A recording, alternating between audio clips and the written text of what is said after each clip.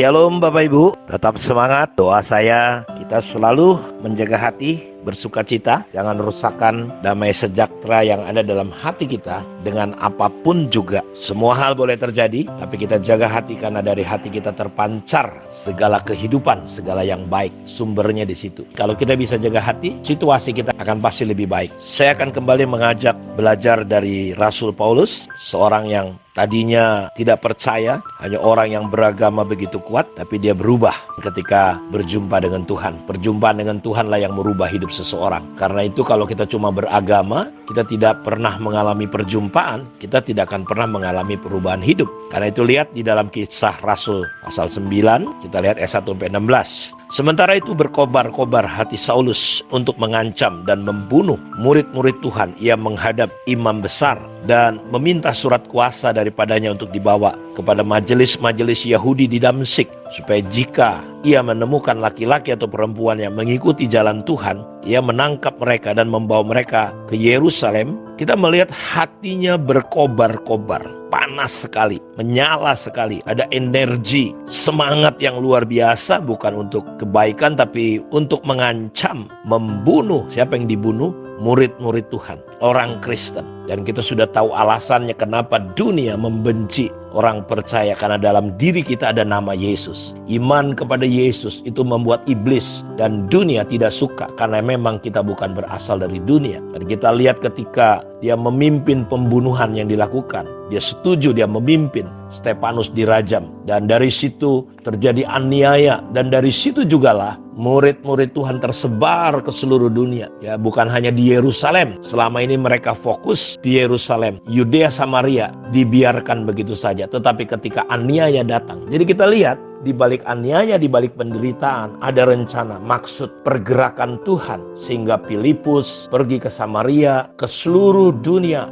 berpencar di mana Injil diberitakan. Bahkan di pasal 9 ini kita melihat Saulus telah merencanakan, hatinya begitu penuh dengan semangat untuk mengancam, mengintimidasi, mencari kesalahan, menyeret orang-orang percaya, dibawa kepada penghakiman. Kita lihat ini sesuatu yang luar biasa terjadi. Dan ketika dia dapat persetujuan dari imam-imam besar dan menerima surat kuasa, jadi dia boleh lakukan apa saja, asal itu orang Kristen, asal itu orang percaya, pokoknya disuruh hajar. Jadi jelas sekali, luar biasa di sini ada kemarahan yang luar biasa. Tapi ketika dalam perjalanannya ke Damsyik, ketika ia sudah dekat kota itu, tiba-tiba cahaya memancar dari langit mengelilingi dia. Jadi Tuhan sendiri datang menjumpai dalam bentuk cahaya. Dan hal itu membuat di sini dikatakan ia rebah ke tanah, dan kedengaran olehnya suatu suara yang berkata kepadanya, "Saulus, Saulus, mengapa engkau menganiaya aku?" Saudara lihat orang Kristen yang dianiaya, tapi Yesus berkata, "Kenapa kau aniaya aku?" Kapan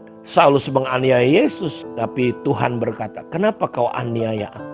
Jadi saudara, kenapa kita tidak boleh saling menyakiti sesama tubuh Kristus? Karena gereja adalah tubuhnya. Makanya ketika Saulus mengancam, menganiaya orang Kristen, ketika dia melakukan aniaya itu, Tuhan Yesus berkata, "Kenapa kau aniaya aku?" Padahal jelas bukan Yesus yang dianiaya, tapi Yesus berkata, makanya kita tidak boleh merusakkan tubuh Kristus, merusakkan bait Allah dengan alasan pelayanan, visi yang berbeda. Terlalu banyak saya melihat orang, Bapak Ibu, dengan alasan pelayanan ada perpecahan, ada saling menghakimi, saling menghujat. Kita lihat dia dijumpai ada cahaya sehingga dia buta. Dan Saulus berkata, "Jawab Saulus, siapakah engkau Tuhan?" Katanya, "Akulah Yesus yang kau aniaya itu. Tetapi bangunlah dan pergilah ke dalam kota di sana. Akan dikatakan kepadamu apa yang harus kau perbuat." Maka termanggu-manggulah teman-teman seperjalanannya, karena mereka memang mendengar suara itu tetapi tidak melihat seorang juga pun. Saulus bangun dan berdiri lalu membuka matanya, tetapi ia tidak dapat melihat apa-apa.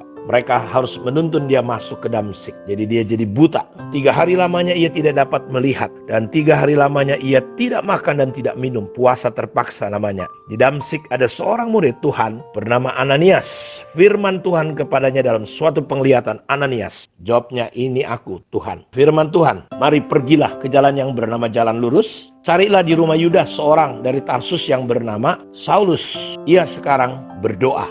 Jadi situasi yang membutakan itu membuat Saul berdoa. Dan dalam suatu penglihatan, dia melihat bahwa seorang yang bernama Ananias masuk ke dalam dan menumpangkan tangannya ke atasnya supaya ia dapat melihat lagi. Jawab Ananias. Jadi Paulus sudah melihat sebuah penglihatan ketika dia sedang berdoa bahwa ada seorang yang datang. Jadi dia sudah dapat insight, informasi dari Tuhan. Jawab Ananias, Tuhan, dari banyak orang telah kudengar tentang orang itu. Jadi banyak orang sudah cerita siapa Saulus ini, betapa banyaknya kejahatan, jadi tidak sedikit, banyak yang dilakukannya kepada siapa? Orang-orang kudusmu di Yerusalem. Dan ia datang kemari dengan kuasa penuh dari imam-imam kepala untuk menangkap semua orang yang memanggil namamu. Tetapi firman Tuhan kepadanya, pergilah, sebab orang ini adalah alat pilihan bagiku untuk memberitakan namaku kepada bangsa-bangsa lain serta raja-raja dan orang-orang Israel. Aku sendiri akan menunjukkan kepadanya betapa banyak penderitaan yang harus ia tanggung oleh karena namaku. Ketika ia juga memberitakan Yesus di rumah-rumah ibadah,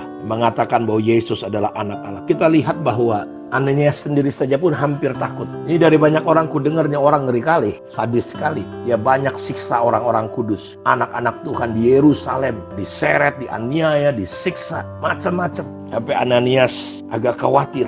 Tapi Tuhan berkata, lihat kata-katanya, pergilah, orang ini adalah alat pilihan bagiku untuk memberitakan namaku kepada bangsa-bangsa lain serta raja-raja dan orang-orang Israel. Jadi Paulus telah ditetapkan. Tuhan melihat tidak seperti manusia melihat. Manusia melihat Saulus jahat, Saulus seorang pembunuh, seorang yang sadis. Tapi Tuhan melihat ini orang alat yang dahsyat. Saudara, jangan terikat dengan masa lalumu, jangan tertuduh dengan keadaanmu. Engkau adalah alat Tuhan yang ajaib. Tuhan mau pakai hidup saudara. Jadi jangan mau dituduh oleh iblis. Kalau Tuhan bisa lakukan sama Saulus, dia bisa lakukan juga kepada saudara. Jadi kita melihat bahwa Tuhan sudah menggariskan Paulus adalah pribadi yang akan dipakai Tuhan. Saya lanjutkan, semua orang yang mendengar hal itu heran dan berkata, bukankah dia ini yang di Yerusalem mau membinasakan barang siapa yang memanggil nama Yesus ini? Dan bukankah ia datang ke sini dengan maksud untuk menangkap dan membawa mereka ke hadapan imam-imam kepala? Akan tetapi Saulus semakin besar pengaruhnya dan dia membingungkan orang-orang Yahudi yang tinggal di Damsyik karena ia membuktikan bahwa Yesus adalah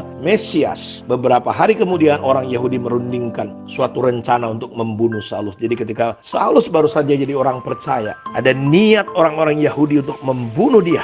Siang malam orang-orang Yahudi mengawal semua pintu gerbang kota supaya dapat membunuh dia. Kita lihat baru saja bertobat. Dampak pengaruhnya luar biasa. Ada orang-orang yang mau membunuh, tetapi ingat kalau belum waktunya mati tidak akan mati. Sungguh pun demikian, pada suatu malam murid-muridnya mengambilnya dan menurunkannya dari atas tembok kota dalam sebuah keranjang. Setibanya di Yerusalem, Saulus mencoba menggabungkan diri kepada murid-murid, tetapi semuanya takut kepadanya karena mereka tidak dapat percaya bahwa ia juga seorang murid. Jadi kita lihat ada penolakan, rasanya sulit tetapi syukur. Tetapi Barnabas menerima dia dan membawanya kepada rasul-rasul dan menceritakan kepada mereka bagaimana Saulus melihat Tuhan di tengah jalan dan bahwa Tuhan berbicara dengan dia dan bagaimana keberaniannya mengajar di Damsyik dalam nama Yesus. Selalu ada orang-orang yang Tuhan pakai untuk menolong. Bayangin ketika semua orang menolak, untung ada Barnabas. Jadi kita berdoa bahwa hari-hari ke depan kita adalah alat Tuhan. Tuhan mau pakai kita dan kita perlu membangun komunitas kita,